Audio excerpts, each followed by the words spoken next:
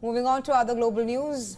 Mrs. Pelicot did it, we can do it too. Well, these were the words of Gisele Pelicot as she stood before a French court to testify against her ex-husband who orchestrated her mass rape by over 70 men.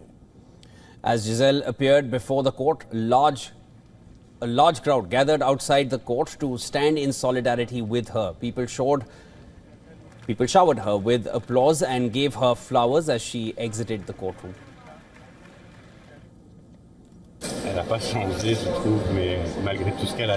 She hasn't changed, I find, despite everything she's been through. She's incredible, in fact. I had a lot of admiration for her, and of course, I have even more today. She only spent a year doing my workshop. Some students I may have had for 6 years and I wouldn't remember them, but she spent 1 year here and made her mark with her beautiful presence and her attentiveness to others. Really, she's a beautiful person.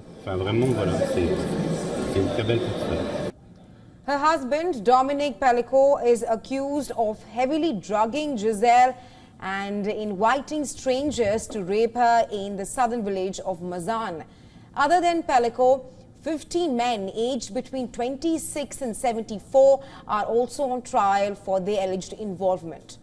Gisele has requested the court to hold open proceedings to raise awareness of the use of drugs to commit sexual abuse. In a harrowing and emotional testimony before the court, Gisele said, "When you're raped, there is shame, and it's not for us to have shame, it's for them," quote unquote. The disturbing testimony included questions about a video that had been shown to the court in which she is heard asking the person to stop, saying it was rape. She said when asked if her words amounted to consent, describing herself as a woman who is totally destroyed. Gisele said rapists could be in families and among our friends. She is expected to return to the court for further statements as the trial that gripped France and the world would continue into December.